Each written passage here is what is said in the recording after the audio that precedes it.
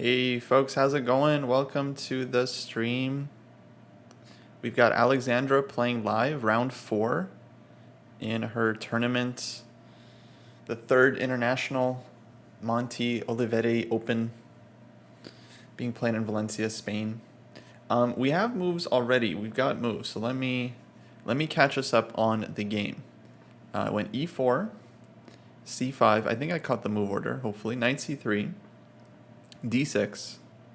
Alex spent a little bit of time on knight c3, so this wasn't blitzed out. It looks like she went g3, knight c6, bishop g2, g6. So this is going to be this is our live position right now, and it's white to play. So Alex is playing FIDE Master Adrian Jimenez Rano. Is that good pronunciation? I hope so. From Spain. And looks like she just made the move d3. Black quickly blitzed out bishop g7. And we've got ourselves a closed Sicilian. Very interesting. We'll definitely talk about this opening a bit. Let me find the chat. How's chat doing? Hopefully we're streaming to 2 places, Dojo and Alexandra Chess. Another close Sicilian. Is it like the 3rd time? You know, I don't know, Felix. Actually, this is my first time watching one of Alex's white games. So far, I've only seen a King's Indian and Sicilian.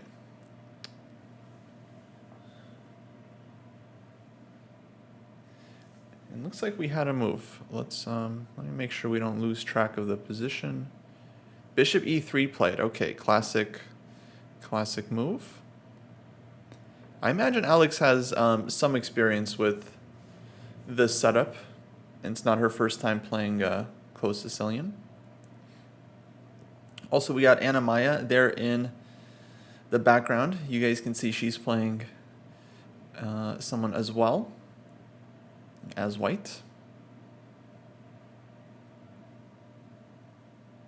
I guess they're going to be playing next to each other all tournament, because this is like the streamer table that they set up for them. So that's pretty cool. It's kind of fun when you get to play next to the same person.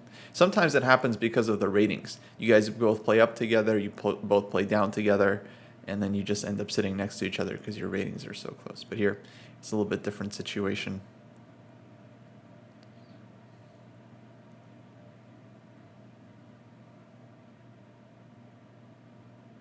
Oh, so Alex's opponent, I'm being told, drew a 24.95 Grandmaster last round.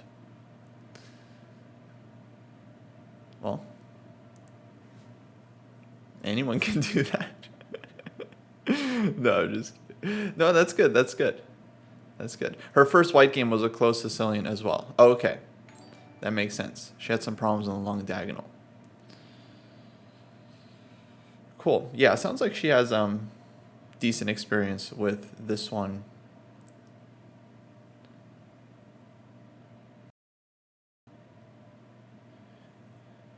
Okay, looks like we got a move.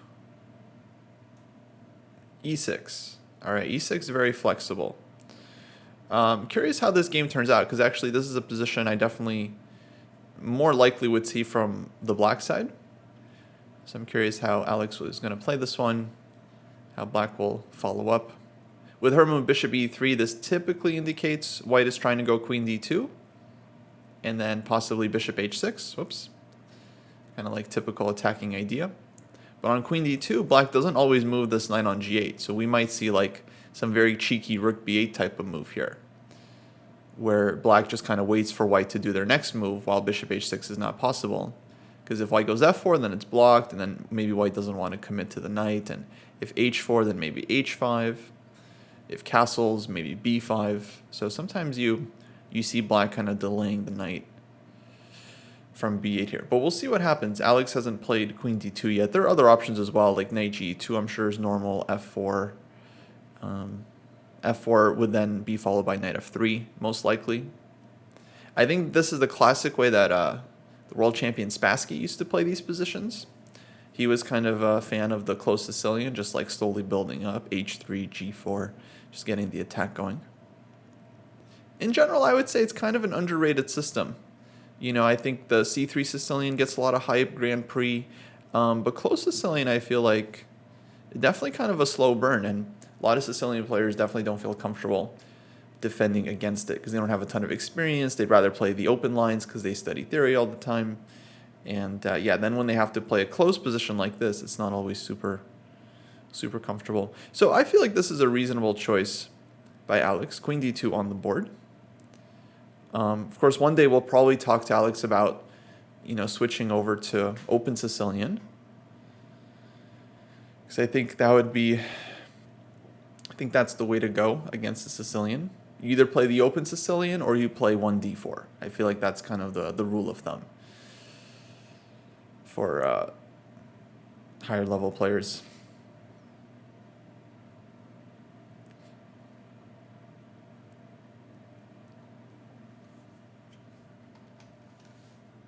Let me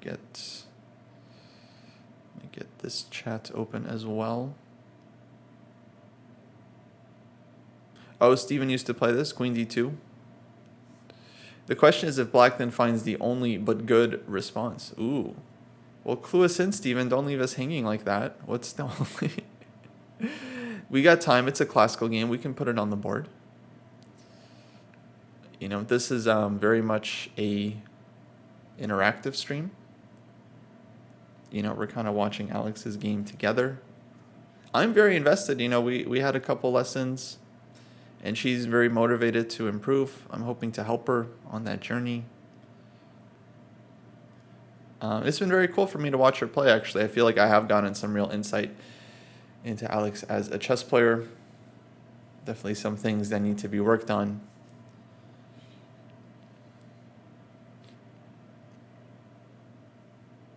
Does the open Sicilian include all systems with knight f3 and like d4, or do things like Ross-Limo and Moscow count as something else? Yeah, so open Sicilian definitely, like, classically means you play d4 on move 3 and trade pawns in the center. That's what makes it open.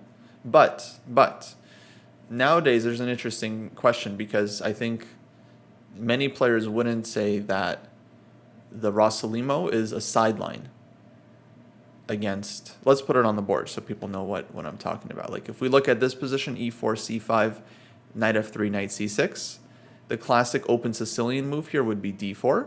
But if you look at the top players these days, a lot of them are playing bishop b5. I think it's actually a pretty serious majority of, like, let's say 2,700 players playing bishop b5 in this position. So it's a little silly to call bishop b5 a sideline. In fact, I feel like I would just say it's like an equal main line to d4 in this position. Moscow variation d6, bishop b5 check. This one I feel like is definitely less common than d4. So I would certainly keep d4 here as just the clear main line, and I would consider bishop b5 the most serious sideline. Let's put it that way. With c3 being less serious, g3, stuff like this all being kind of less serious sidelines.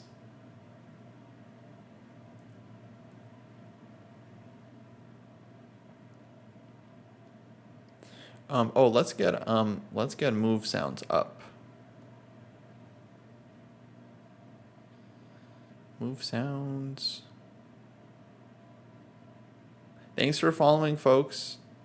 If you're watching on Dojo's channel, please go follow Alexander's channel. If you're watching on Alexander's channel, please go follow on Dojo's channel. Both channels really appreciate all the support. Thank you so much.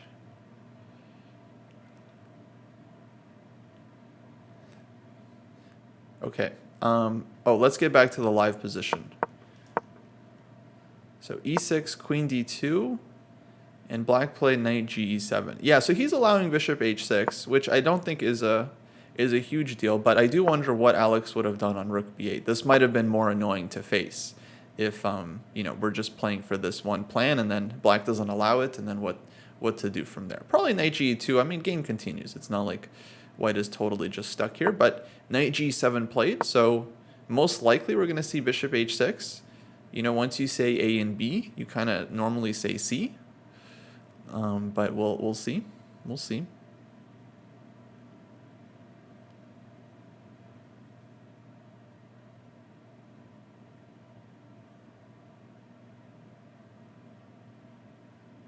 Oh, let me make a pinned comment in Dojo's chat as well, so people know what's happening, and then I'll answer the question from Rayfos. What's the most serious sideline against the e6 Sicilians? I mean, it's not exactly an opening lab right now, but we'll allow it. It's a classical game. We have plenty of time. But first, let me just write a comment explaining what we're doing and giving people a link to the game.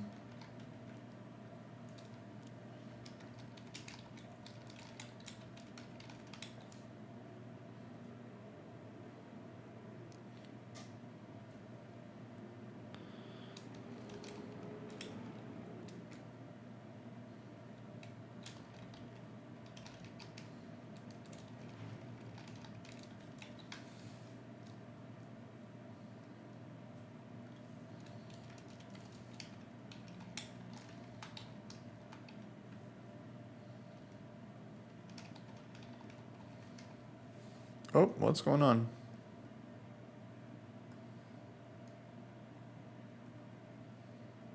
Something under the table? Guys, we have action. What's happening? What's going on? Oh, the clock is running though. Alex, you got to pause the clock if something's going on. That's your right. This is not good. Oh, there's like maybe some wire on the floor. Needs to be taped down. All right, at least she's like looking at the position. But normally if there, if there's a claim or something, you pause the clock. If the lights go off, pause the clock and, you're allowed to restart. But okay, not too big. I think it was just some wire. Looks like the maintenance guy taped it down. Okay, let me write this comment. Pin this message. Let's go. All right, we got it.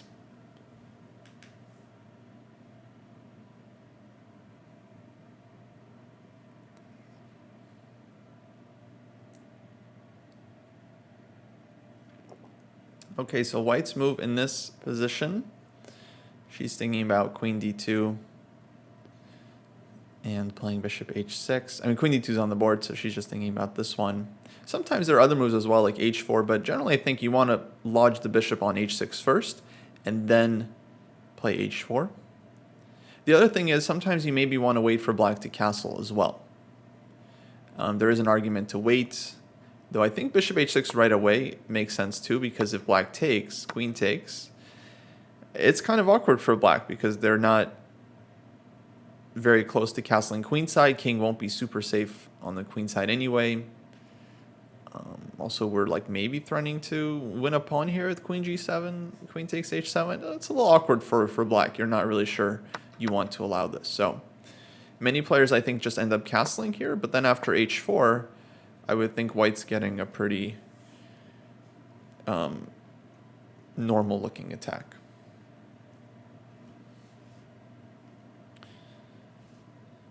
Yeah, Alex's current score is 2 out of 3. Actually, I feel like I should have added that to the pinned comment.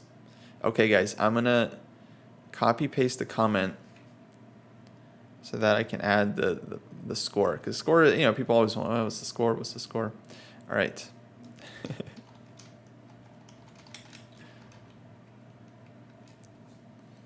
All right, there we go. So sorry for the double chat. Is that Anna Maya next to Alexander? It is, guys, it is. There's a lot of streamers at this event. Anna Maya is playing, Lily Caridzi, Hannah's there. I saw Pepe Cuenca, but Pepe, I don't think he's like streaming the event. I think he's just like playing the tournament like a normal grandmaster. Bishop h6 on the board. This makes sense. And Alex still playing pretty quickly, so I'm just going to assume she's in book. Because so far, when she's been out of book, she's been, burning lots of time. So I think this is something, it sounds like this is something she plays quite often. So I feel like this is a position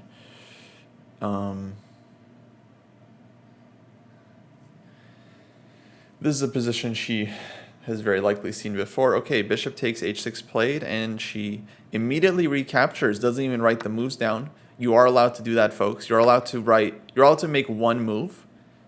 The rule is you have to write down your previous move before you make your next move. So when black goes like bishop takes h6, white has already written down their previous move. They can just instantly recapture.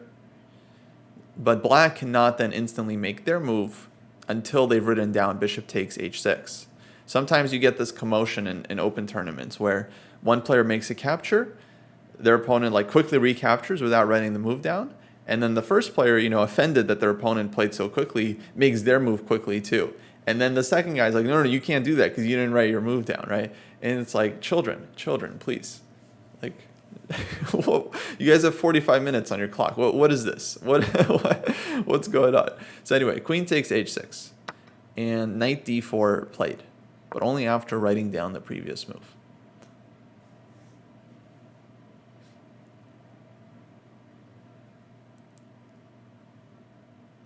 So he's also playing pretty fast, and that makes me think that he kind of knows something about this position as well. Otherwise, he'd be taking his time. But Steven, you were saying this taking is not good for black, so that's kind of comforting to hear.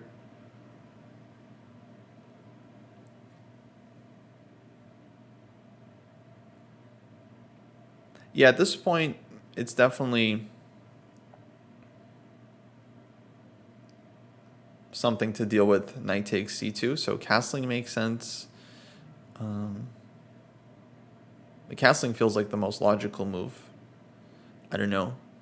Maybe there's some positions where white goes rook c1 and tries to just keep the king. Because the thing is, when you castle, you do kind of give black the address, to your king's location. And then they can start launching b5, b4, queen a5. Whoops.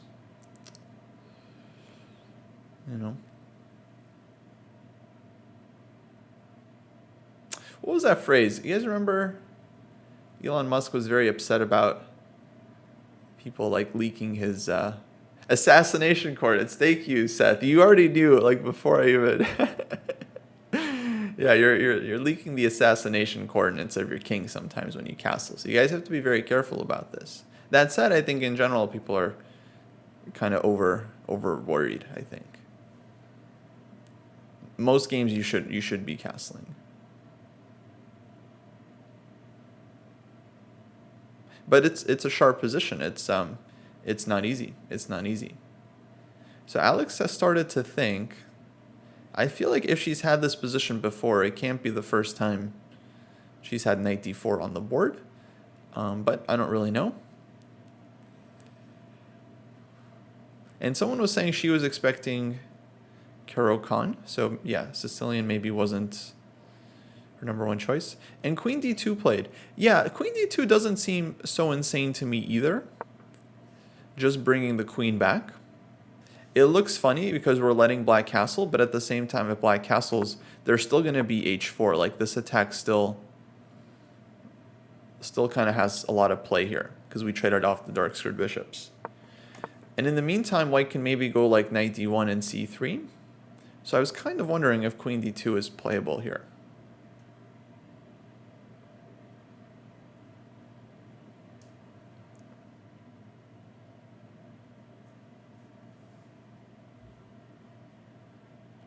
Yeah, Steven, so what's the story here? Is queen d2 still theory?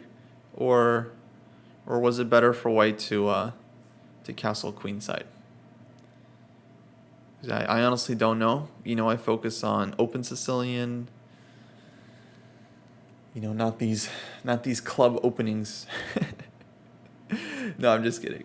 I think it's fun to study these middle games. Still plenty of master games in this position. Short went castles. Which Short? Nigel Short? Or like Tyler Short, 1300 from Indiana. Nigel Short, probably. Probably Nigel Short. Yeah, he is a good Sicilian player as well. So that's a good endorsement of the move castles. He's a very serious attacking player. Very good chess player.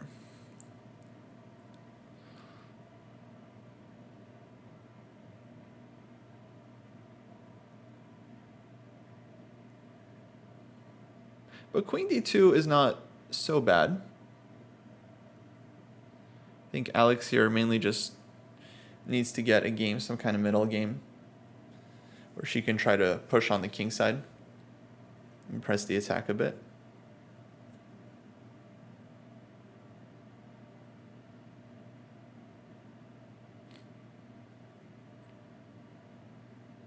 Okay, she's up walking around. That's good. Sign of confidence. I like to see that. Black now is thinking. That's what I like about this move, queen d2, is because like it doesn't make it obvious what you're going to do with the king, because white can still go queenside at some point if it makes sense.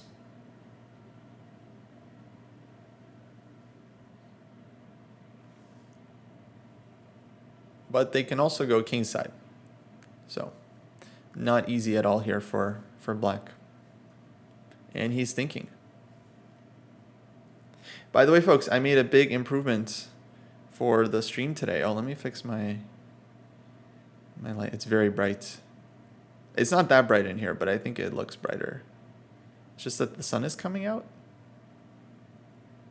And then when the sun comes out, my camera just goes crazy. Just can't handle it. Yeah, it looked like I was being blinded. I promise, folks, I'm not blinded. I can see. But I made a big improvement. I brought in some wooden pieces, because every time I watch games live, especially classical games, I get so fidgety. You know, I want to like play with pieces, or when I'm playing with at the board, you know, I want to like, you know, I want to have some pieces to fiddle with. So I brought some pieces in I can use. Okay, this one is hard to, but it's wooden. Brought some pieces that I can hang out with, fiddle around while we do some analysis. Actually, it's funny. It's like Noah's Ark. I brought one color of each, like one pawn. Man, lighting here is killing me. But it's like one black pawn, one wooden pawn, black and white rook, black and white knight, black and white bishop. So we got options. Usually I'm more of like a pawn guy. I don't know what you guys prefer. Bishops and rooks also cool, but I like pawns. I feel like pawns are easy.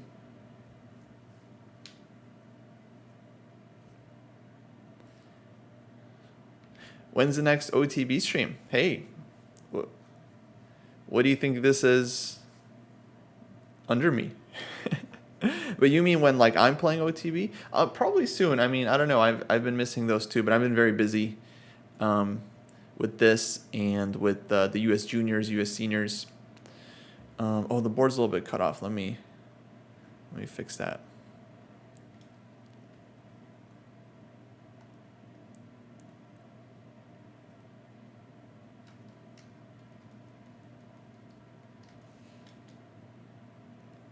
Why did our board break?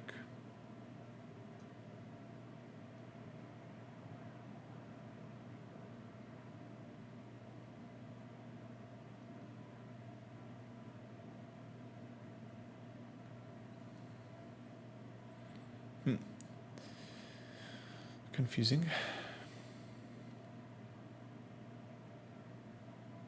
All right, one sec, folks. Let's fix the layout real quick. There we go. Beautiful.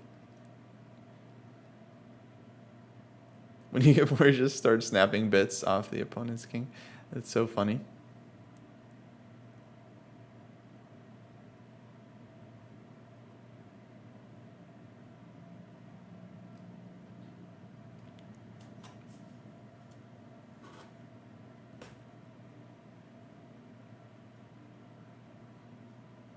Blind Puff and playing first OTB tournament in 3 years at the weekend. We're at.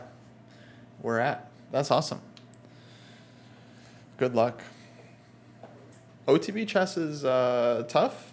It feels very rewarding and satisfying when it's going well. British Championships, cool. Well, that's serious.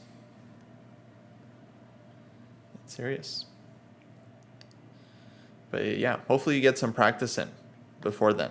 Watching me do OTB is going to be a lot less helpful than getting the board out yourself, you know. You just do a little bit. Just look at a physical board. Here's your homework. Look at an OTB board. Look at some position. Put some position on the board. Literally any position, any game, any puzzle, any opening, any position, and just look at it with your own eyes and just try to calculate a few moves. Oh, is this a move? What about this? And then just do a little bit of analysis. You just got to practice. That's right, Felix. Exactly right. Someone's been watching. Someone's been watching the streams. Okay. Well, Queen D2. Black here is tanking. This is what I like about Alex playing high-rated opponents, is that her opponents are not playing fast. They're also tanking. And so she can hope to stay equal on time. Hey, what's up, Cam? Just switched over from Anamaya's stream. Yeah, so I haven't seen it. Is her camera basically next to ours essentially, or is it? Or actually, I heard they're just using they were just using this camera, which I think is fine. But yeah, isn't it just the same view, slightly above it? So her camera is above Alex's? That, I don't think that's right. Because if you think about like the camera we're watching, it's on a tripod, like sitting down.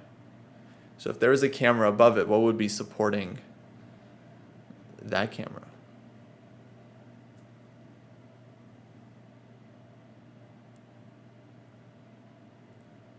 Okay, we're still waiting for a move. Oh, Alex is back at the board. Oh, interesting. Because he was still thinking. Now she's back at the board. She's like, all right, hurry up, make a move. Maybe she's tired of like walking around. Normally what I do if I get up, because I'm like waiting for my opponent to make a move, I usually like stay away from just until they move. Because you don't know how long it's going to be. You sit back down. It could be another 5 minutes before they make a move. And then it's like you're going to want to get up again. And then it's really awkward. You sat down, now you're getting up again. Oof. Do I think it's healthy to get up and walk around? Yeah, definitely. I mean, certainly from just like a physical health perspective, it's not good to be sitting for several hours, right, without walking around. But in terms of like your chess, I definitely suggest getting up at least a couple times per game. Yeah, I would just say like every half hour or so, 1 hour, definitely. For me, I get up sometimes every time it's not my turn, just because I want my opponent to spend time. I don't want to be sitting down the whole time. You know. And I can still think about the position in my head, so I don't actually have to be there while the opponent is sitting. Yeah, my old millennial body starts aching. Exactly. Same here. All right, now the sun has gone down. So this is going to be, this is the issue with my lighting here. I use some sunlight, but the sun like moves and like there's clouds and stuff, and so it affects how much we get. Hey, Aiku, that's right, no water bottle. These guys are pros. These guys are pros. So queen d2 on the board. We can talk moves here. Like black has been actually thinking for a little while. So that means, you know, clearly he is concerned. Castle's h4 is going to run into the attack. So my guess is he wants to make a different move. Something on the queen side. Queen a5, for example, bishop d7. Is Steven still here? Steven had a ton of experience in these positions, and I was hoping could give us some more insight. Someone was saying queen d2. I think Dexter was saying queen d2 is the best scoring move in the position, so that's good. And h5 played. Okay, another move. So clearly black was concerned about h4 ideas or the queen coming back to h6. So he plays h5, and he spent a lot of time here, so I don't think he's like in his preparation. I think that was definitely like a real think. which is good. That's good for us because I think Alex actually has quite a bit of experience in these positions, and that means I think she has a very good chance here to have a nice game.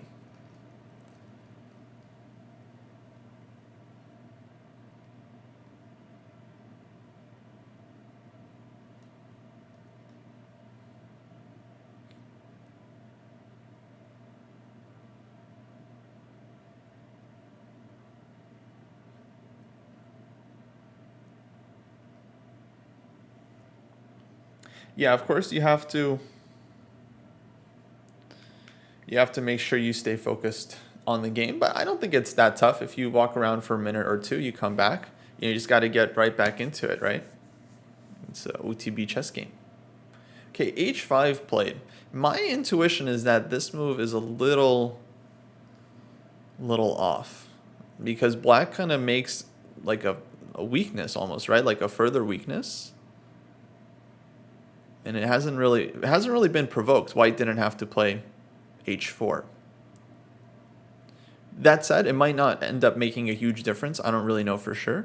If white just plays h4, it could be as if white played h4, h5, and that would be pretty normal. But it does weaken some squares, especially the dark squares. So whenever you can highlight several squares and there are no pawns or pieces on those squares, that's not good. That's what we call a color complex, right? Now the question is whether white can exploit this, which is often the hardest part. Easy part is recognizing, oh yeah, there's no pawns on these squares. Okay, good job. Now it's like, what do you do about it? You play e5, knight e4. Do you go for broke at some point, or knight h3? So seems like there's a lot of options for white here. The time is confusing since it's on the delay. Yeah, sorry about that. The DGT board is on a delay, so that these are not the updated clocks. But I can actually keep you guys posted on the clock. You guys just let me know. Right now it's about even. Black has an hour and 16 minutes. White has hour 17 minutes. Currently Alexandra's turn. And at this point, I think she's very, very clearly out of book. Like she's just sitting back, like, okay, here we. She just sighed. She's like, all right, here we go. What am I gonna do here? So this is an interesting moment. This is where the chess player's brain starts to power on. Like you guys know, like when you turn on the computer, it's not just ready to go, right? It has to do the loading thing. Welcome to Windows. Some kind of jingle plays like do do do do. You log in, your programs start loading, processes start loading. This is what's happening for Alex right now. It's like up until this point, she's just been playing book, her theory moves, queen d2, bishop h6, very typical stuff. Now, unfortunately, none of that. The right move here isn't stored in her memory, right? So now she actually has to start calculating and figuring things out. So this is where the chess game begins. For black, this process has already started. You guys can see he's already in the game. He thought about h5, knight d4. He's already had to think about these moves. These were not 100% obvious to him. So very interesting moment right now in the OTB situation. Kind of a classic happening.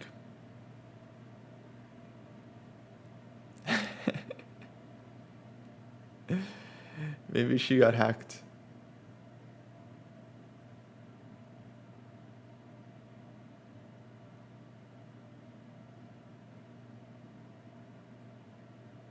Oh, we have Alexander Chess in the chat. That's great. That's good, actually, because yesterday, there was a moment where we didn't have a mod, and we could have really used one, because I'm not a mod. Actually, if there's a mod that can mod me, chessdojolive, that would be helpful.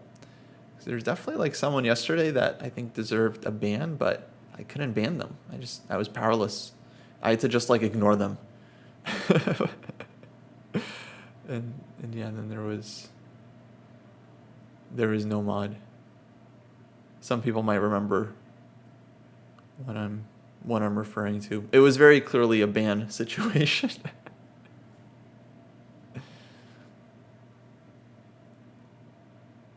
Okay, let's talk options here. And then I still remember we have we have a question from earlier, the best anti-e6 Sicilians that we can tackle when we have a quieter moment. So at this point, I feel like white has a couple options. Number one would be things that deal with the knight on d4. So knight d1, c3, for example, would be one way to do this, or knight e2, c3. Oh, thank you, thank you. Yeah. Well, Alexander was in the chat. I think there's mod on her account, so I think that worked. Let's go.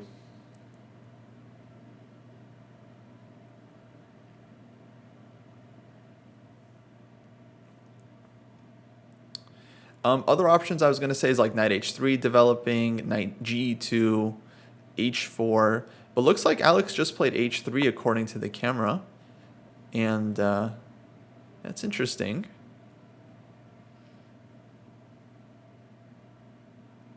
So that kind of anticipates h4. Now if black plays this one, white can push past with g4 and take space. And then this pawn can be kind of weak. This I'm not sure like what the evaluation is. For example, black can go e5, start fighting for some dark squares. But it's not clear that black wants to allow this. But I do feel like at some point black is going to have to play e5 here and start fighting for these squares.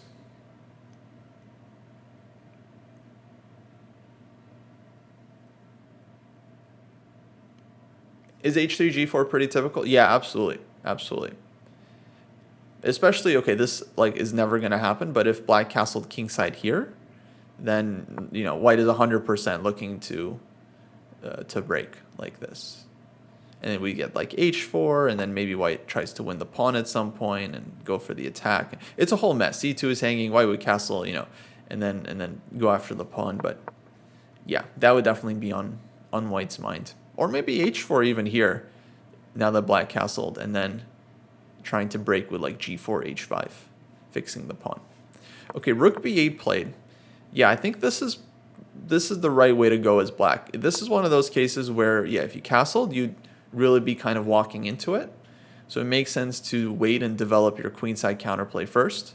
This is definitely a typical idea in the Sicilian. Many Sicilians, open Sicilian, like just kind of a classic Sicilian thing that you do want to be careful about castling too early if white is playing aggressively. Usually it happens in the open Sicilian. Like you see a lot of Najdorfs where white is playing super aggressively, and then if black castles, they're just going to get very, very quickly killed by like g4, g5, these kinds of attacks. So a lot of times black leaves the king in the center, gets the queenside play going, and then once the queenside play is more developed, black can then will have more resources to fight against the attack. And then they can castle, and of course we're going to have a big fight. But rook b8, by the way, guys, very committal move. I don't know if anyone realizes the significance of this move, but can anyone tell me in either classroom why this move is committal?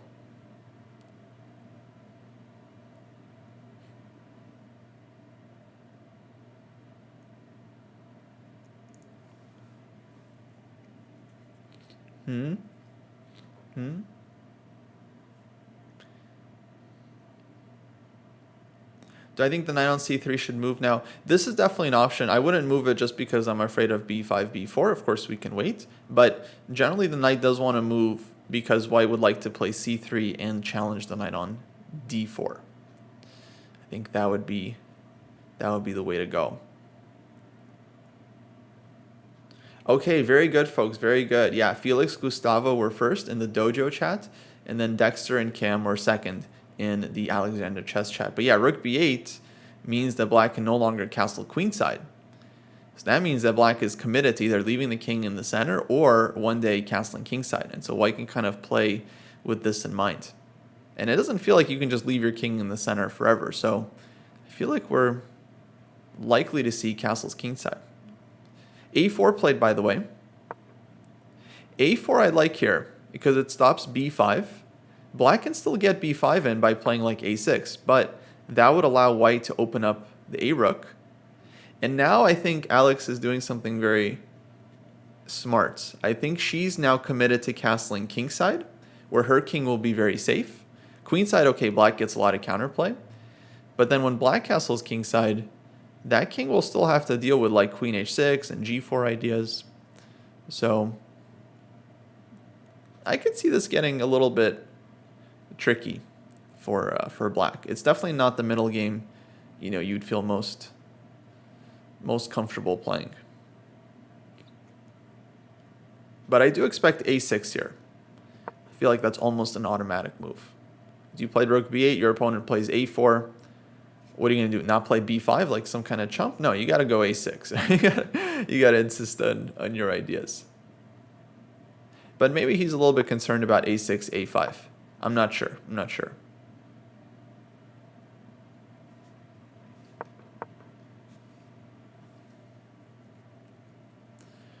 Oh, and we're back to Mr. Brightface. Cool.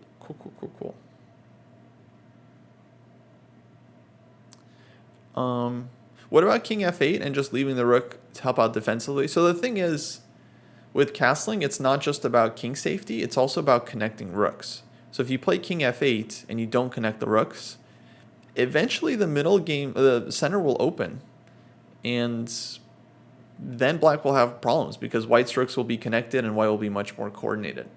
So there's kind of like no super easy solution here for black. Nothing I think is like totally terrible, but there are drawbacks everywhere basically.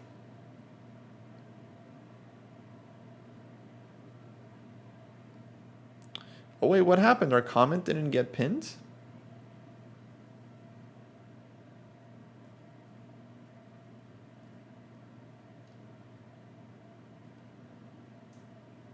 Wait 1 second. We gotta pin the comments.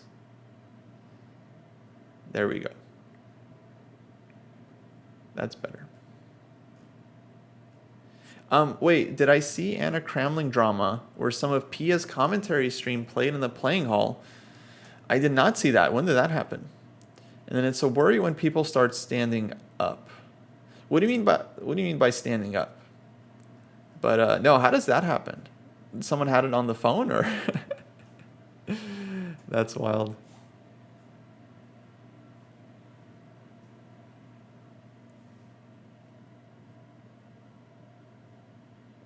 Okay, e5 played. Yeah, I was thinking e5 is a very thematic move here. So black decides to do it now. That seems to make a lot of sense. Cam's coach always says if you don't connect your rooks, bad things happen. Yeah, that's good advice, I think.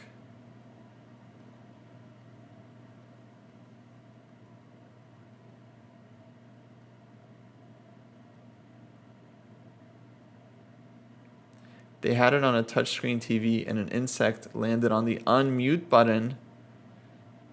Are you for real?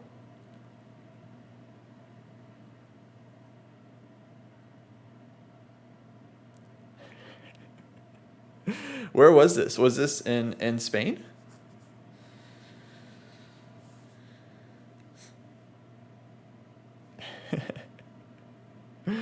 That's crazy. So they were playing outside the playing hall, right? They were showing it outside the playing hall. On mute. But why would you show it on mute? It's so disrespectful. It's Pia Kremling.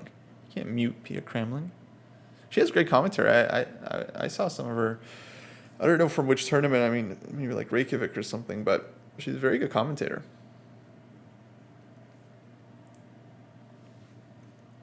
You watched the stream live? Nice.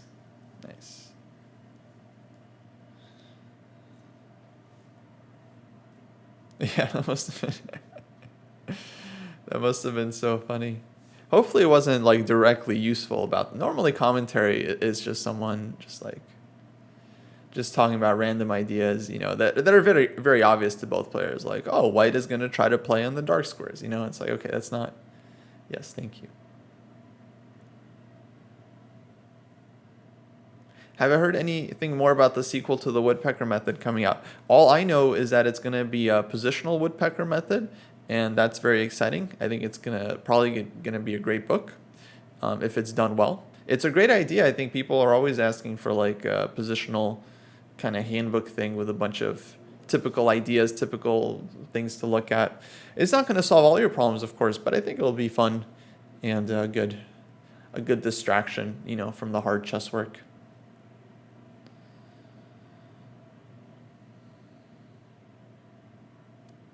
Players agreed to play on since the fiasco happened early in the game. Well, yeah, I mean, yeah, you can't really. What do you mean agreed to play on? What are they going to forfeit Anna because a bug landed on the TV screen? That's not her fault.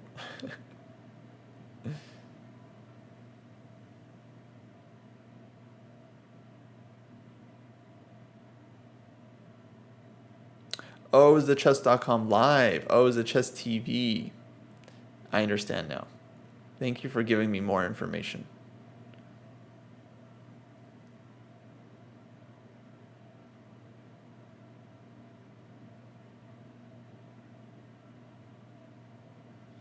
I see. Okay, so yeah, they weren't playing the stream. They just had the live games up. It's always chess.com. It always comes back to chess.com. It always, why do they have to play the stream above the live games? It always comes back. Chess.com's fault. Yeah, Simple Chess is a great book. Definitely a good warm up before Woodpecker Method. I'm sure Woodpecker Method, the positional one, the new one, is gonna be like, well, I don't know what level it'll be for, but I'm sure it'll go up to maybe like 2,000 or higher.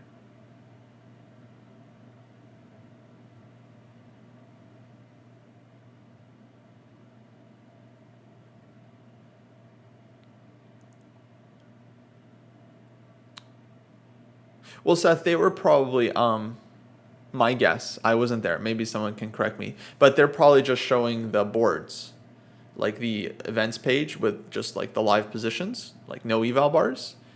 And so the stream maybe wasn't even visible, but if you unmute it, then it would still play.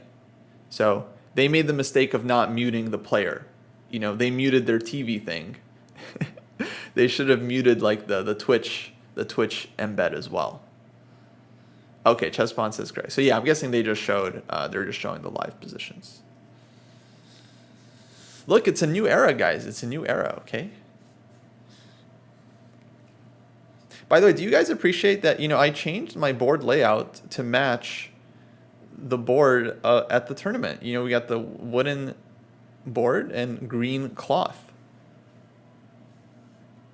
I just want you guys to appreciate it, because it also happened by accident. Like, I didn't mean I wasn't trying to match. I was just like, oh, this looks nice. It turned out to work. So that's really what I want appreciation for. I had that intuition, that gut feeling.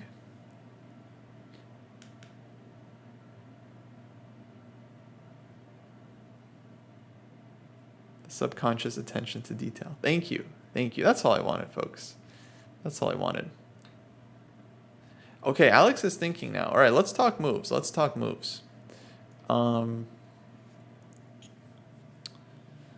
Now that black has given up the d5 square, right, it's like it makes knight d1 c3 less attractive, right? Because you kind of want to put that knight on d5.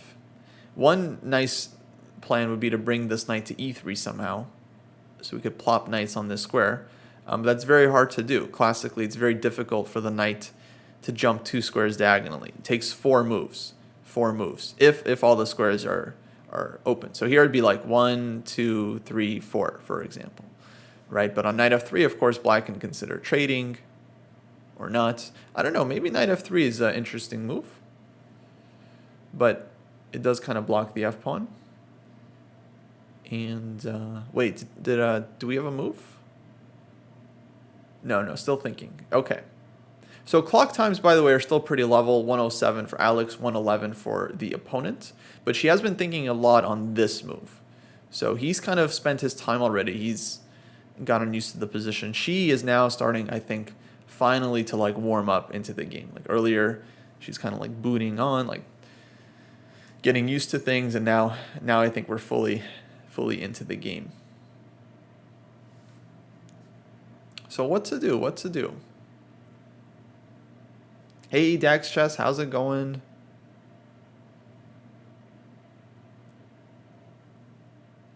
Oh, there's a question from Champagne Hugh. Should you be getting tactics books that teach tactical ideas or puzzle books that reinforce the tactical ideas slash patterns? Well, I would say, both are going to be useful, but start with the books that teach the ideas. And then once you learn the ideas, then it's time to do a lot of solving, and that's when puzzle books would be more appropriate.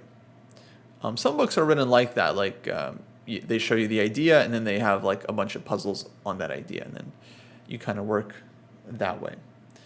But in general, first you have to learn the themes. You have to learn like the patterns and the concepts in between moves, removing the defender, things like this.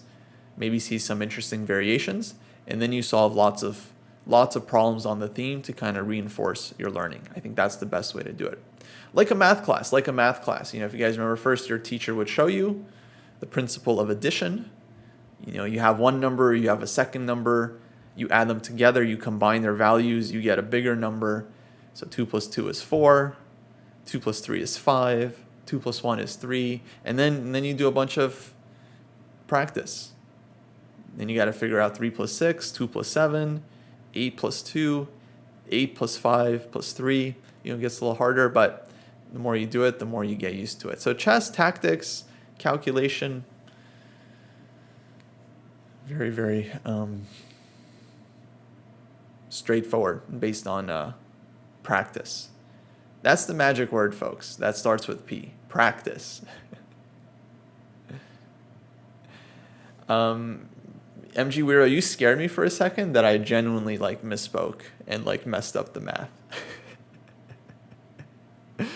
Would it have been feasible for him to play d5? D5 is a move I would not look at very much here for black because it kind of opens up the bishop on g2 and it gives up more dark squares, right? We already had connect 6 over here. Now we get 7. This one also, it's a lot. It's a lot. So I think e5 strategically makes more sense, but yeah, d5 would be kind of two problems there.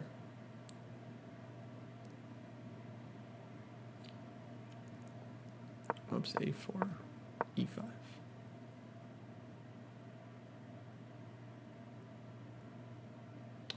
What's the best way to study? Look, Spirits, that's a huge question.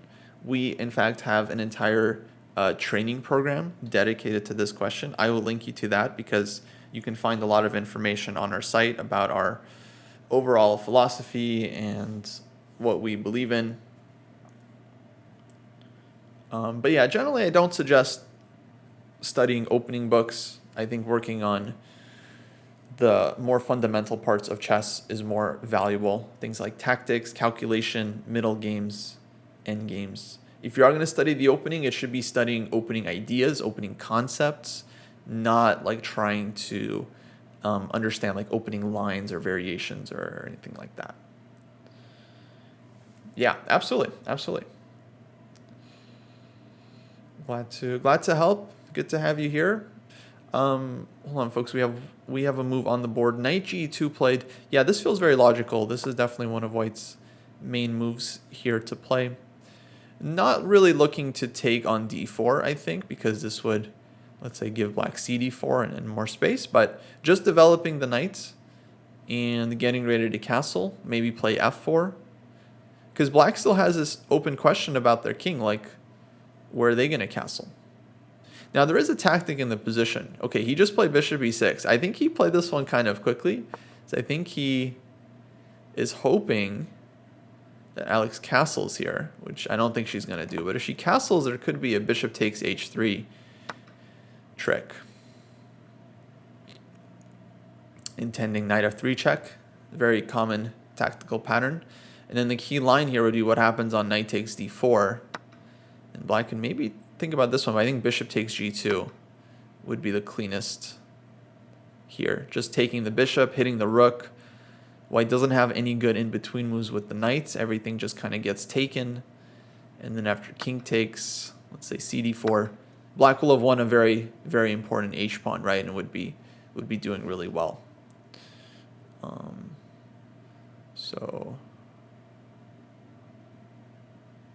Yeah, let's in general we don't allow links. Let's definitely not share PDFs or like any kind of copyrighted material. This is like our space, you know. Like, so if you guys want to do like illegal stuff, maybe like elsewhere. No illegal stuff, please, in the chat. No illegal stuff.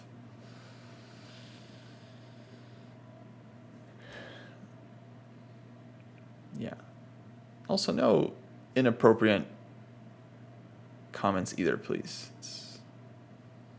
Wow. Yeah. If it's like a question of it's legal or not, maybe best to avoid it. Please treat this like you would treat your local chess dojo. Okay? You wouldn't show up to your local chess dojo and be disrespectful, right? Okay, maybe you would do it at a chess dojo. You certainly wouldn't do it at like a karate dojo, you know, like maybe you do it at a chess, but please respect the dojo. Thank you, folks. Thank you. So this is Black's trick. I don't think Alex is gonna castle and fall for it because it's quite hanging in the air. You know, knight f3. I think she's gonna be tactically alert to see this one.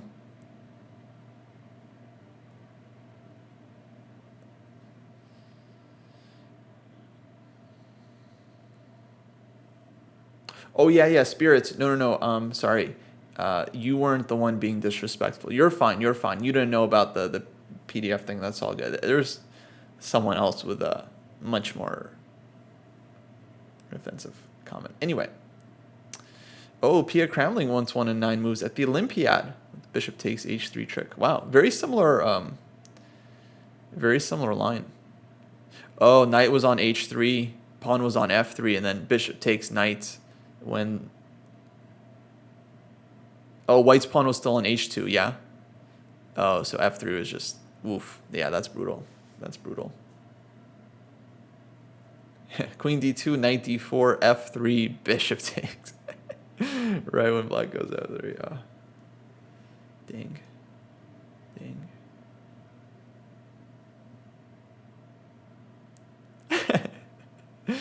Best way to study openings is to wait until we're doing commentary and then ask questions. Good point. Oh, Felix, sorry. Yeah, is b3 a serious attempt to win classical games? Yes, it is. Any opening that you believe in, you can call it a serious attempt. I mean, that's really that's more of like a subjective distinction, right? Maybe your friend doesn't think it's serious, but whatever. Your friend's 800, right? So it doesn't matter. It doesn't matter what they think. So. Yeah, if you're serious about it, then it's a serious approach. But there are lots of grandmasters, strong players that have played b3, and they're 100% trying to win the game. You know, it's very, it's very serious. Yeah, like if I sit down against David Navarra, he plays b3. I'm not gonna be like, oh, is this a joke? I'm like, okay, I need to hunker down. So yeah, no, it's a serious opening. The b3's no joke. Sir Dexter says, don't eat Felix's b3 obsessions. Oh, I didn't know this was a meme. I didn't know. That's very funny. Okay, so we can't castle. Knight d1 comes to mind again to go for the c3. c3, but now actually c3 is not feasible, right? We've weakened the b3 square, excuse me. So c3 is no longer an option here. Knight b5 could be maybe a move. But then I don't know if we really want to take and allow cd4. F4 maybe? F4 kind of feels logical to me because F4 castles would then be playable, right? Because we'd be covering the F3 square, so there's no trick. And then once we castle, I mean, F4, we're looking to play F5 somewhere. I mean, we have reasonable play in the position. Knight d5 could follow and so on. So F4 kind of feels like it makes sense, but it is a little funny to play this like before your rook is on F1. Okay, she took on d4. All right, I wasn't sure about this move, but let's see what she has in mind.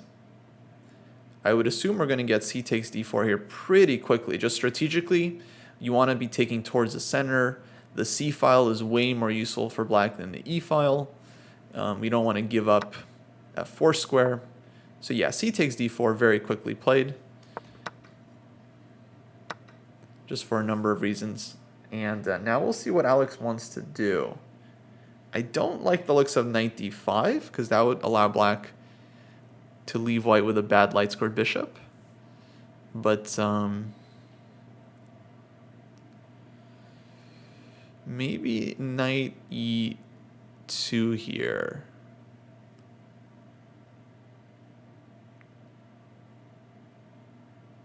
And then looking to play f4 and build up that way.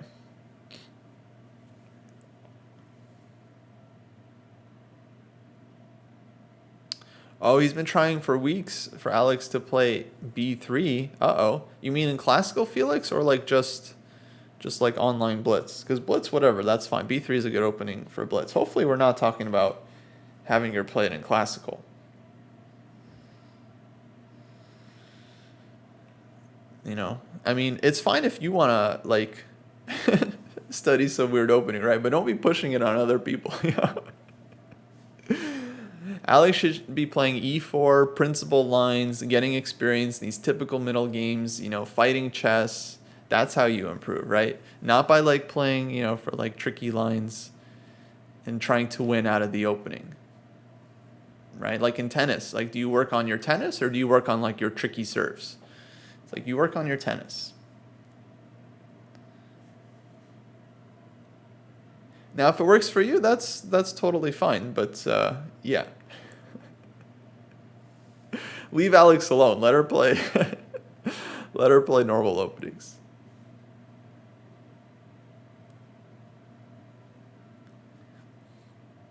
How do the pairings work? So they use a Swiss system. Typically just pairs players against each other that have the same number of points. But I know they were also using accelerated pairings, which I don't understand. I just have no clue how those work. Some players play others. That's basically it. Because with accelerated pairings, like, you don't even... Sometimes the players playing don't even have the same score. Like, I saw some pairings in this event, it was like someone with 1 point is playing someone with 2 points. And so there's some weird system that, I just don't understand how it works.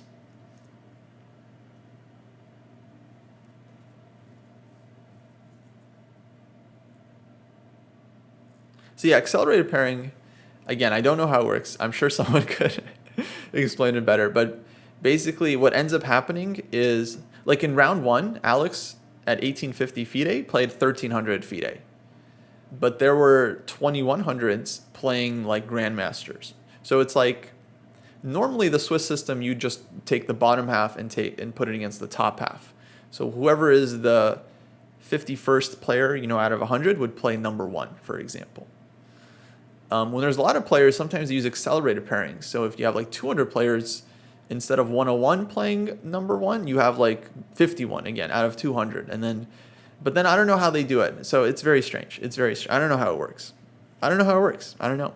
I played one tournament, Capella Grand Open, that used a similar format. I remember being told there that like the first 4 games are very important. You have to score well in the first 4 games, because then they stop using accelerated pairings and you might get just like totally wrecked in terms of like norm chances and playing like low rated players. And I think that was true for me. I think I scored like 3.5 out of 4 in the first 4 rounds. I drew a GM in round 1, you know, and then I won like against some lower rated players. And then I got good pairings for the rest of the tournament. Oh, Zanibak with the truth. So with the accelerated, the top half is given 1 point for the first 2 rounds for pairing purposes. Oh, okay. That explains a lot of the weird pairings. So the top half gets an extra point. That's why the top half plays against each other. Then when someone from the bottom half wins a game, they have 1 out of 1.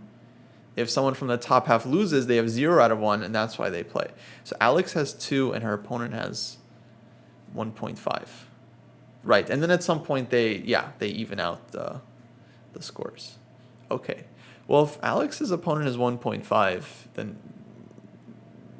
that doesn't make a lot of sense. Because either he has 2.5 and they shouldn't play, or he has 1.5 and they also shouldn't Okay, so I still don't understand how it works, but that explanation does clarify quite a few things. So the top half gets an... Oh, we're after round 2. We're after round 2. So he no longer has the fake point. Okay. Okay. That's a lot more understandable. Oh, knight e2 played. Okay, yeah, knight e2, that looked like the most logical move to me. Now it's black to play here. Honestly, I think it's a reasonable position for Alex. I am a little bit concerned about the c-file. Black has this easy plan of rook c8, queen c7, and just putting pressure here. White will go rook c1. And at a certain point, I think black will have to castle and try to get that other rook into play. And maybe this is what will give white chances to go castles, f4, and play for this attack. This, of course, would be very, very dangerous if we just make some random moves. Let's say castles, castles, rook c8, f4, queen c7. I'm already looking at f5 here. Like, I'm already thinking about not defending this pawn if I'm white. But let's just say we do defend the pawn because black doesn't have a lot of moves. They can make, I don't know, they go rook d8 or something, and then I would 100% be looking at this kind of breakthrough here. Because this would be very scary. Takes, queen g5 check, queen h6 also.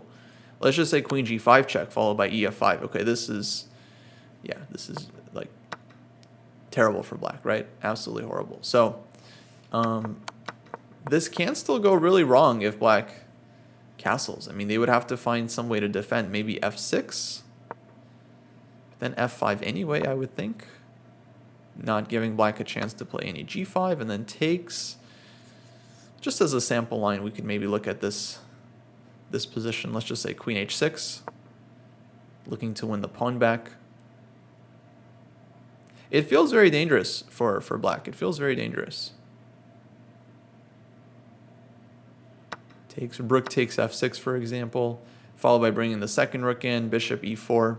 This could be mate. Could be mate. Why not bishop f7 instead of... No, maybe bishop f7. Just gf5 is like, let's say, we want to make sure we're not losing a pawn first. But bishop f7, then I think white has a lot of options. Queen h6 maybe. Queen h6 is funny. You have to be 100% sure you're not getting trapped with g5. But here we do have this one, right? So queen h6 may be annoying. g4 also possible. Something like this. And then boom. That's how you would attack. Oh my god, if we got this on the board, I'd be very excited for Alex. Takes g5. Whew. Whew. This would be really, really great to see. Yeah, sometimes the lowest rated player with 2 points will play the highest rated player with 1.5 points. I don't know if that might be why we got this pairing. That's very possible.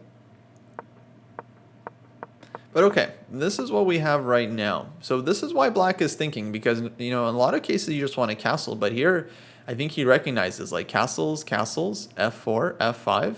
You don't just want to walk into that situation without some kind of plan or an understanding that you're going to be okay. Clock update, 1 hour, 3 minutes for black and 58 minutes for Alex.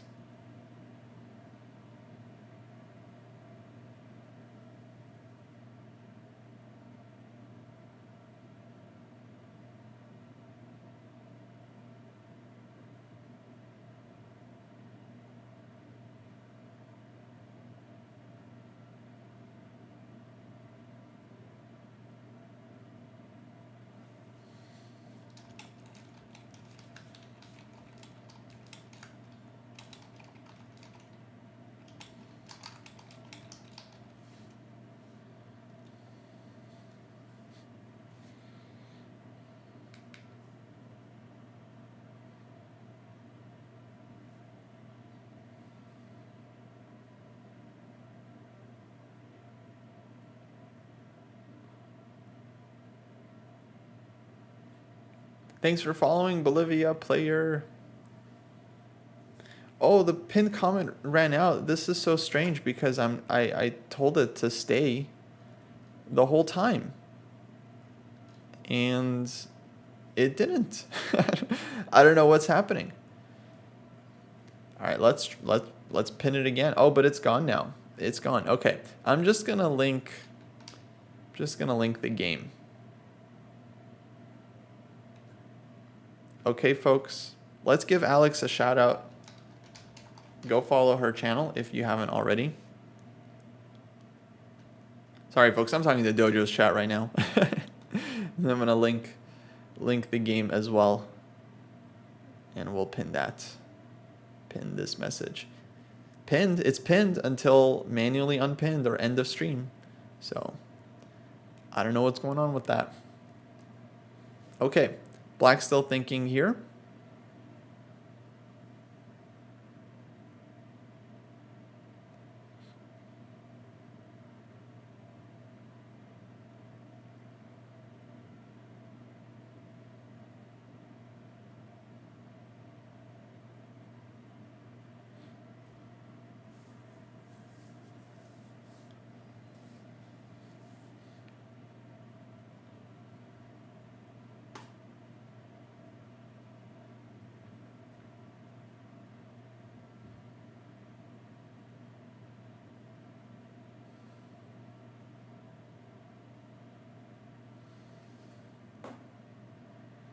Oh, he just said hi to someone who looked over at him. I missed it. There's Pepe Cuenca, by the way. Pepe Cuenca in the black shirts. Yesterday we recognized Shirov. I was very, very happy with myself. Whoa, whoa, whoa, whoa. You guys see Anamaya's opponent? Do you guys just see that? Dude just was making arrows at the board. He literally was like pointing with his finger. He was making arrows. Bro, you can't do that. Oh, man. All right, queen d7 played. So queen d7 flexible. Oh, that's an interesting move, right? Because that kind of stops white from castling. And now this is not a simple position here to figure out. We can't castle. Maybe f4, but then what to do after f4? Because pawn is still going to be hanging. And you don't really want to go h4, right? Like losing a tempo, giving up g4 square. Yeah, queen d7 I think is a very logical move. Makes it kind of awkward for white, doesn't it?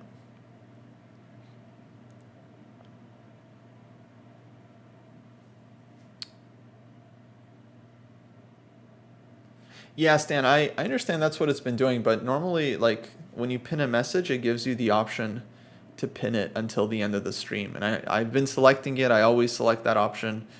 And, yeah, for whatever reason, it's unpinning.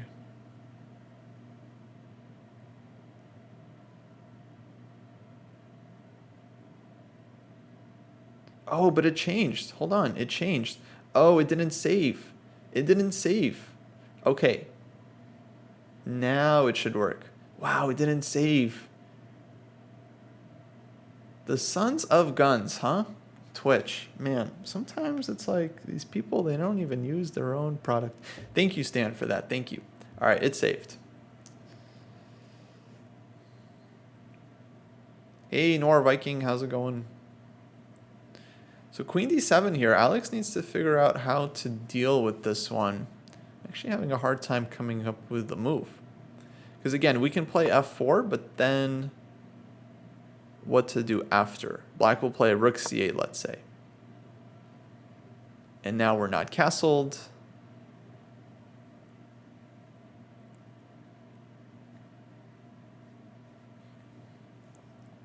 How to do it. How to do it.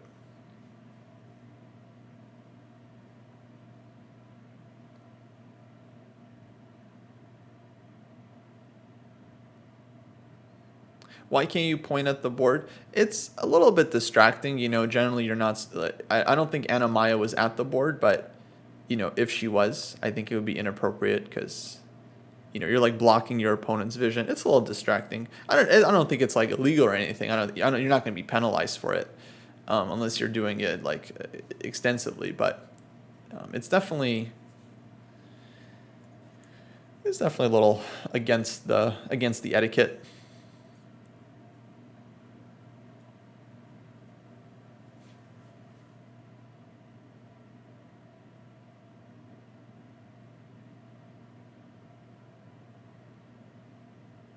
Can you tell the opponent to stop? Yeah, I think you can ask. This kind of stuff happens very rarely, folks. I think whenever there's any kind of OTB, people always have questions like, what if the opponent's like chewing gum and it's like a little bit too loud, or what if they're like, it's like, yeah, in general, like, it's yeah, you can definitely ask the opponent. You can ask the opponent politely to stop, and then if they don't understand you, or if they're not if they're argumentative, then yeah, then you would get the arbiter. But generally, if it's a small thing, you can ask the opponent. If it's something big, like you think your opponent has like a phone, they're like using, like they're looking at their phone, then definitely get the arbiter. But if it's something minor, I think most people are. Like if your opponent's like chewing loudly, that's definitely a thing that's happened. You can just be like, oh, would you mind eating away from the board, something like that. And generally, they get the message. And then very, very, almost never you're going to see someone like continuing to do the thing that you just asked them not to do, like, or do it like more aggressively, Then okay, then you do get the arbiter.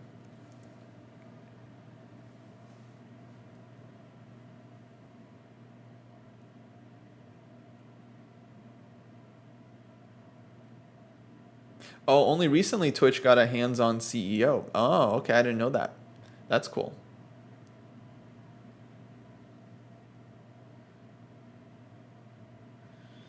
Oh, Dave had an opponent who picked up 2 pawns and was juggling. Yeah, I've been doing that a little bit here. I'm fidgety as well. Oh, C3 played. Okay, so yeah, there's the question, like what to do in this position. Alex decided to go C3. This makes sense. We're challenging the pawn on D4.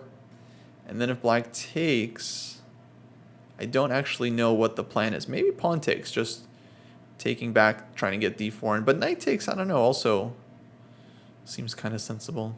Probably pawn takes. But C3 played. I still don't know what we're going to do about castles. I'm not loving our position actually after this trade in queen D7. I feel like this is kind of annoying. But I don't know exactly where Alex might have misplayed things. But C3 now. For instance, if here black like takes and castles, it's like, okay, we can play F4, but again, what are we gonna do about this guy? At some point, I think she just has to play H4 and lose the tempo, but it's really not what we want to do. I guess here you'd go G4 actually. So okay, you know what? There's still some intrigue because if black castles, you go G4, takes, and then this would be quite serious. This would be quite serious. So he does take, and Alex recaptures quickly. Her time usage, by the way, much, much better in this game than in previous games. Maybe she has white. She's a lot more familiar with the opening. It's probably the reason why. But yeah, she's at 55 minutes. Black, I think, is at 59 and a half or so. So very close to the opponent. Black is now thinking about this position. Have I ever played against a blind chess player? I don't think so. I did play once against a guy who was not willing to press the clock because it was, I think it was Saturday, so it was the Sabbath. Not Reshevsky. Reshevsky famously used to do this as well, I believe. Not Reshevsky. I played 2 players actually that did this. They could not use the clock because we were playing on a Saturday. One of them was Leonid Udasin, a grandmaster from New York. I played him, I think, last year in California. And then another guy I played in Spain. I scored 1.5 out of 2 in those games, so I scored pretty well. But yeah, they had a helper just like hitting the clock for them after, like they would make their move and then their helper would press the clock. And sometimes their helper would press the clock a little bit too quickly after they make their move, almost as if like they're moving with 2 hands, like it was that kind of speed. And then I would just like glance at them, give them a look like, hey, watch it. Yeah. But yeah, it was good times. Yeah, ridiculous. No, but in general, they were pretty good. They were pretty good about it. And with the 30-second increment, I don't think it makes a huge deal anyway. I think it's more distracting for them. They like make their move. They look at the they look at their helper. Helper hits the clock. Okay, 57 minutes 45 seconds here for Adrian Jimenez. So far, I mean, I feel like he's played very reasonable game, I have to say. I can't really fault any of Black's moves at all. But the question is how to continue, because we were just looking if castles, then g4, White gets this option, which I think is pretty annoying. Maybe it's not so serious, but you have to deal with it. You definitely have to deal with it.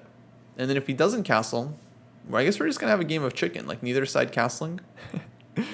I don't know who's going to blink first. I guess we'll see who has more moves. Oh, I see what Alex wants to do. Okay, she wants to just play d4 and d5 and just force this bishop off of e6. It's actually very simple. Very simple plan here for White. d4, d5, and then Black will have to figure that out, right? Just can't leave this construction forever. So he's actually very much in a critical position here. Now he has moves too. I mean, d5 I think is reasonable, but okay, it leads to a lot of central tension, right? Not the easiest move to play. Though it does feel like the first instinct kind of move. It does feel very logical because Black has a lot of pieces on this square, maybe can build up on the d file, put some pressure. Oh, d5 played. Okay, yeah, that makes a lot of sense. Once you see d5, it's hard not to make this move.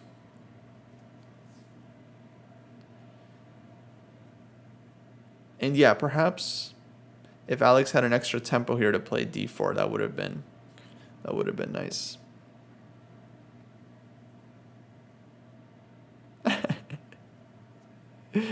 Yeah, go ahead and cheat against me, guys. That's right.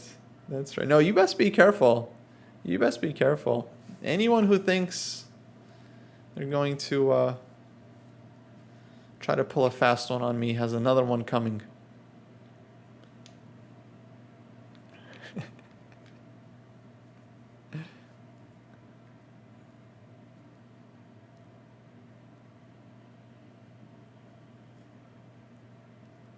Hey, Thors, thanks for the sub. 18 months. Yeah, don't let the sub expire. Folks, if you're watching on Dojo, you haven't followed, please follow and sub. If you're watching on Alexander Chess's channel, please follow and sub this channel as well. Oh, I see Alex recently broke 13,000 followers. Nice, nice. Road to 14,000 begins. Okay, d5. Definitely a big move.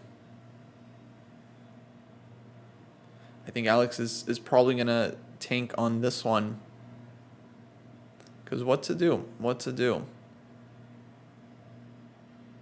Is if takes, you leave yourself with some weak pawns behind. That doesn't seem ideal. But if we allow Black to take, we're still having structural issues. Maybe d4. Maybe you just got to bite the bullet.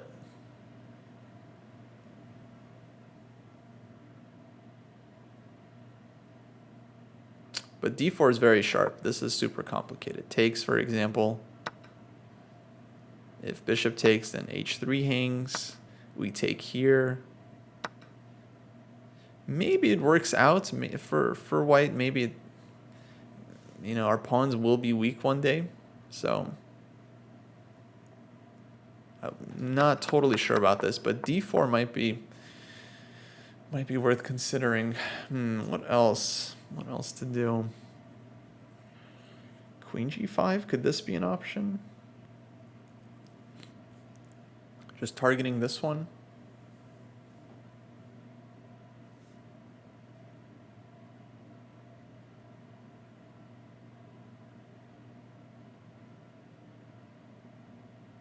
Okay, he's getting up away from the board. Yeah, I think that's a good time to do it. He's been at the board for a while, so good time to stretch. It's been, well over an hour. Alex is going to think about this one. 52 minutes for Alex. 56 minutes, 50 seconds for Black, her opponent.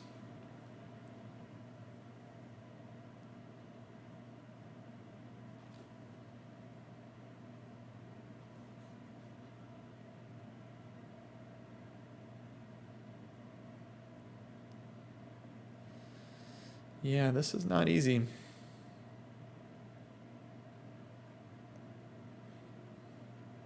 What to do? What to do?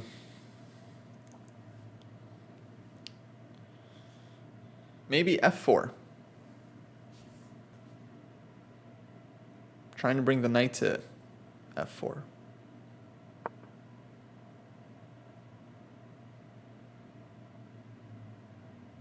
But then I'd still be worried about takes. If bishop takes, again, black can take on h3. Maybe we take on e5. Maybe white has to go for something like this. Actually, this could be double-edged. If we get d4, we get a nice center. I mean, it's not clear where our king is going. That's the dangerous part. Now, black castles and our king is kind of stuck in the center, right? So this would be very double-edged, but risky. But what to do? I mean, we have to play something. If we just take on d5, I'm worried that we just end up with a slightly worse position, with black having a little bit more space, pressure, h3 still under attack. So this is what I would be hoping to avoid here as white.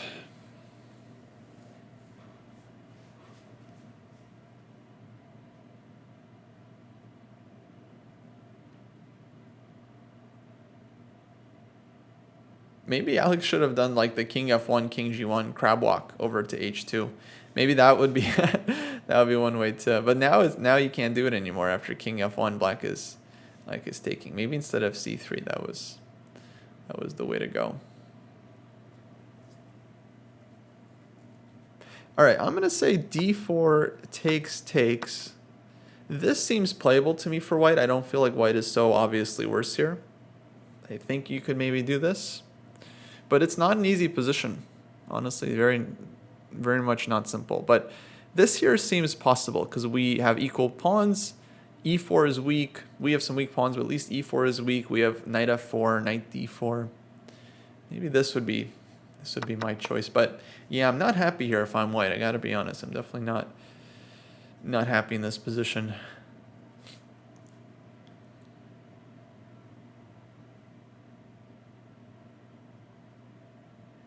Yeah, it would be very nice to castle, but unfortunately the pawn is hanging here, so that's why it's hard to make this move for white. Folks, I'm going to take a quick break, and then I'll be back. And then in about half an hour, actually less, we're going to be doing a handoff. I'll be actually going on Dojo stream. We're doing Dojo talks at the top of the hour. 1 p.m. Eastern Time, 10 a.m. Pacific. And String Dog, fellow streamer, is going to be taking over on Alexandra's channel and continuing to watch her game. So unfortunately, I won't be able to see the rest of the game. But yeah, that's what's going to be happening. And today we are going to be discussing the ongoing Women's World Championship and maybe the state of women's chess in general. So should be pretty spicy show. Should be pretty fun. But yeah, I think there are quite a few things to discuss.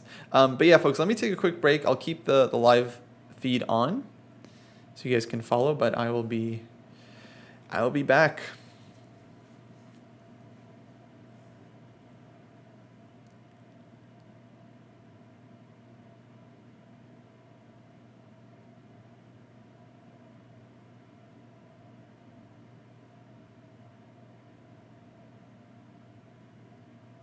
Actually, yeah, we're just going to turn the cams off. We'll be right back.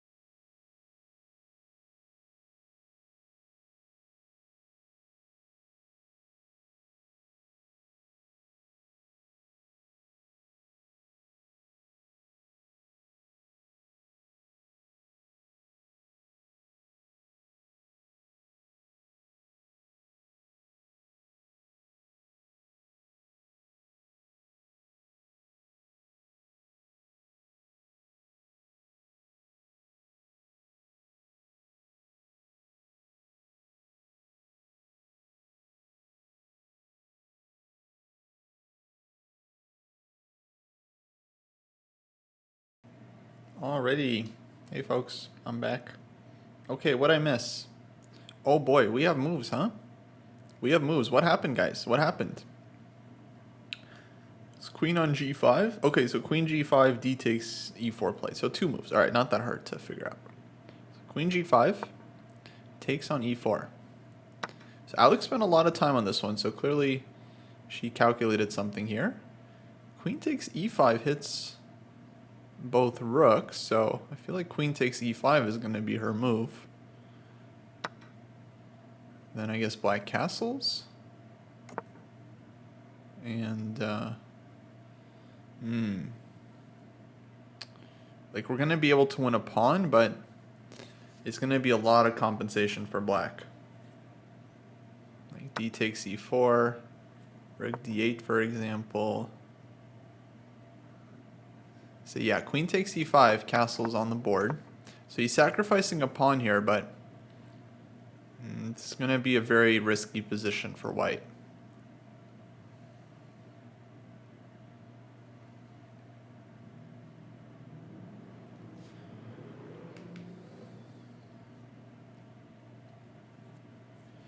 Bishop takes e4 is possible as well. But then black can go bishop takes h3. And our king is still stuck in the center, so I'm not liking this for this reason. There's other options also, like, you know, like f5 even. Maybe not here, but yeah. f5 just leaves the bishop hanging. So I don't know if f5 works. Like, bishop drops back and might not be so good. There are other moves like knight f4 as well. Could be strong. So I don't actually really like f5, but I think just taking is easy enough. How about d4? You guys mean here? Instead of taking the pawn? Maybe. Definitely deserves consideration. And we're trying to win the pawn safely. Because queen takes e4, the problem is bishop f5, right? And then we're losing this guy, our king is in the center. So d4, I think, is reasonable.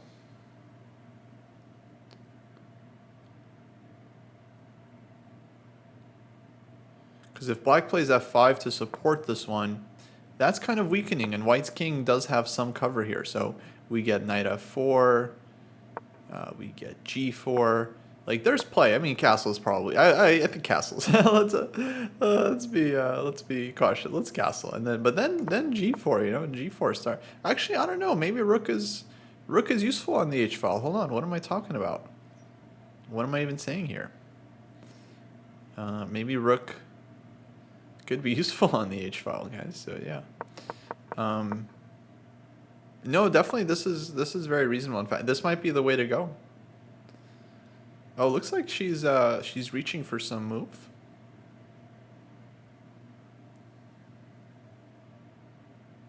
Yeah, because this allows white to get a more stable structure in the center. Exactly.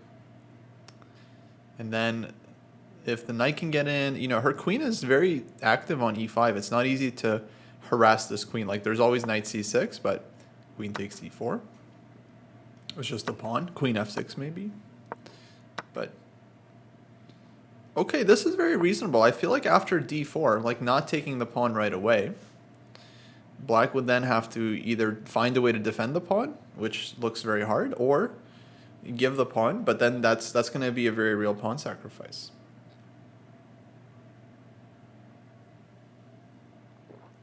Okay, another option from Gokofan is bishop takes e4, bishop takes h3, knight f4. Yeah, actually, I didn't realize this one. This hits the bishop and would give white some tactical chances, right? If bishop g4, there's f3, for example, and then white has knight takes h5 ideas. If bishop goes to e6, there's knight takes e6. You know, this maybe actually was the simplest. Just take on e4 with the bishop. Bishop h3, knight f4. And then, yeah, I mean, bishop f5, probably. Bishop f5. Oh, but yeah, it'd be very messy here. We don't want to take knight f5, but knight takes h5, you know. This could be a thing. GH, rook h5. This could be very, very tricky. f6 doesn't seem to work. Every time I look at online, I'm like, oh, this could be interesting. Then I look a little further, I'm like, it doesn't seem to work. But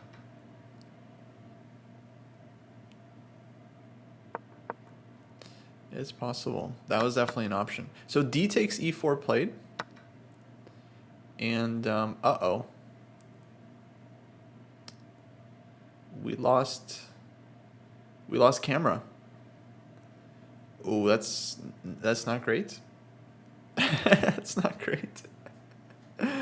We still have the DGT board, but it's gonna be a little bit behind. I don't know why we lost camera. That's never happened before. Last move we saw was DE. And black. Oh, it's back.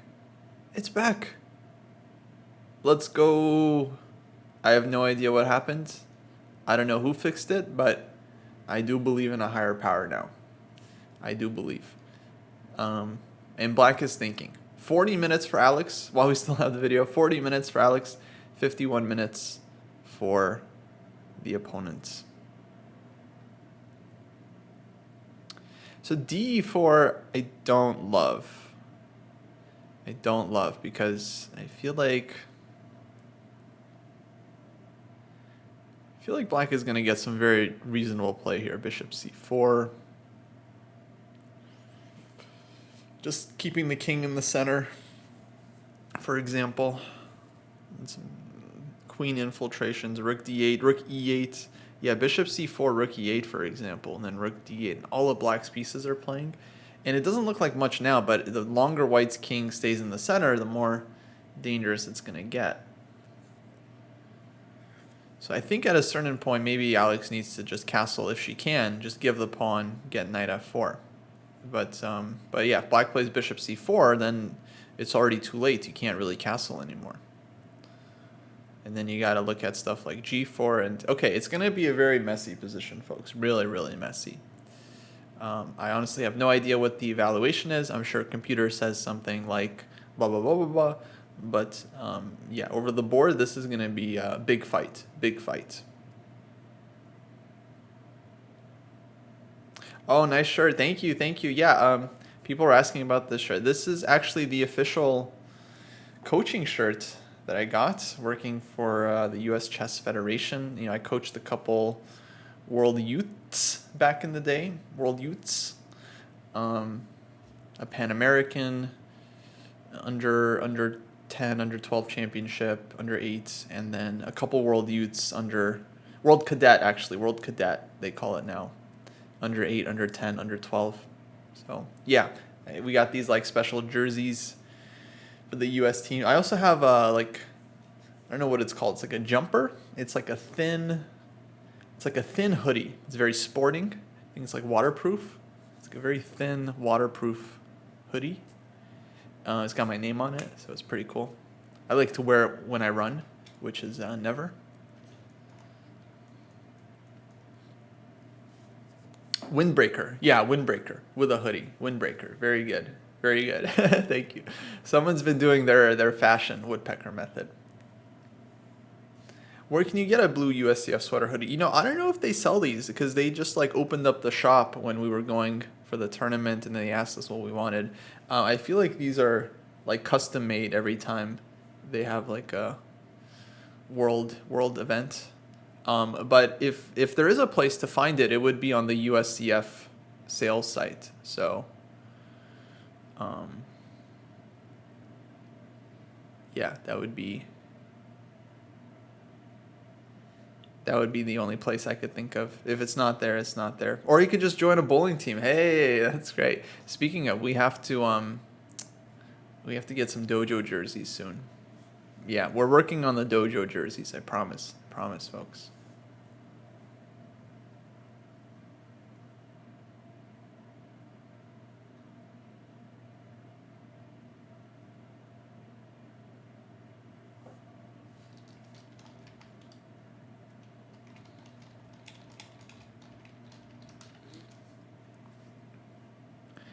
So DE4 on the board. Black is thinking about it here. 40 minutes for Alex, 47 for the opponent. That is Anna Maya next to us on that board. I think she's on 1 out of 3, so she's a point behind. So hopefully she can pick up a win, get back to even.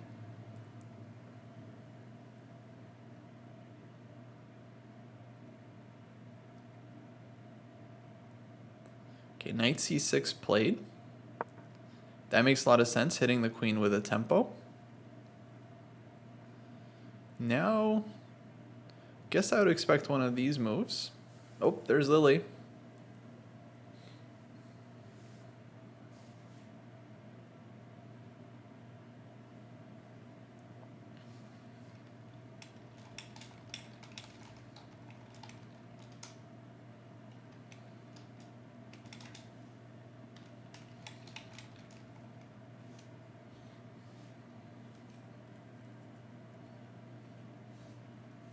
Now what to do? Queen is under attack, under 40 minutes for Alex, so there's no second time control, right? Which means at some point she's going to fall into time trouble. The game's going to get very tricky. Queen f6 is active and allows for the knight to come to f4. On the other hand, queen f4 kind of defends more squares. I feel like here we're a pawn up as white, or facing some heavy compensation. I think I would prefer a safety first approach. Queen f4 probably, queen e3. Try to short things up. Maybe queen f4, g4, so we could finally castle. Really, that's the main thing that's a problem here for white. If we could just castle, we would have a much healthier position. But that takes time. Queen f4, black will play like bishop c4 maybe. And it's going to be a tough defense for Alex. Bishop f3. Definitely a playable position here. I don't think it's like losing or anything, but it's close. It could be like one mistake away from Alex getting a very, very difficult position. Oh, queen f6 from Dojo. From David, I presume.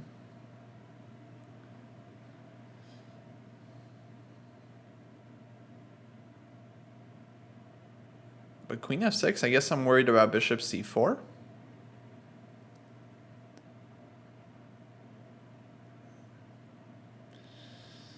And if I was white, I'd just be trying to castle here. Maybe knight d4 there. Oh, yikes, didn't see that. Oh, that's not good. That's not good. I thought you had something good in mind. Yeah, maybe knight d4. But it looks... Yeah, it looks very risky. Oh, I understand. Yeah, it's 5 a.m. in Hawaii. No worries.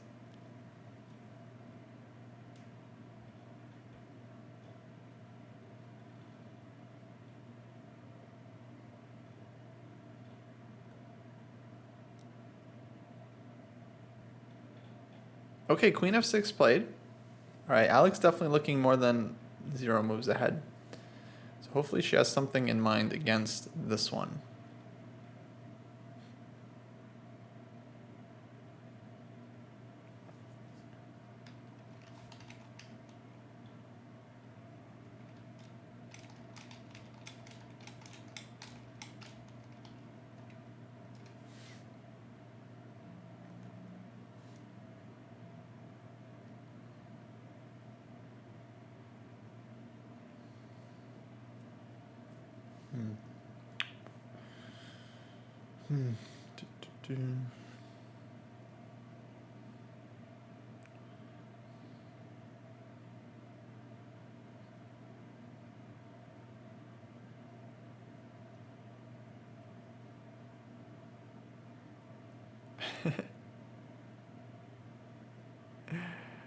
That's funny.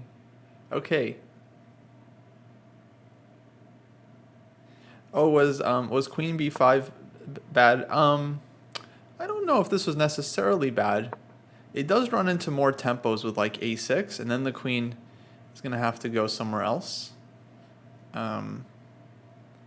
So probably not ideal. And then eventually, yeah, what I'd be worried about is that black, I don't know where we're going with this one, but black starts getting 95 and it's going to be a lot of squares. A lot of squares. Rook bd8. Oh, absolutely. No, definitely. This is a very scary position for white. I mean, I think if this happened on the board, I think as white, I'm just castling. I'm just giving the pawn back. I'm like, okay, you got me. You keep the pawn. I'm good. Take me. Let's get the tempo like this. I would just play this position, hope to make a draw like this, for example. This would be ideal if we could get this. I'd be very happy to make a draw like this. Okay, but queen f6, yeah, bishop c4 play. This was my concern because now we can't even give the pawn back to castle. Now we're kind of stuck in the center. I don't know, bishop f3 maybe, but it's a very, very sharp position. Folks, I gotta bounce. I'm going to go on Dojo stream. So we got a show planned, our podcast, Dojo Talks. Alex is obviously going to keep playing in very sharp position. But another streamer, String Dog, is going to come on to Alex's channel in just a sec here. So I'll log off, he'll come on, and then the stream will continue. So see you guys in a sec.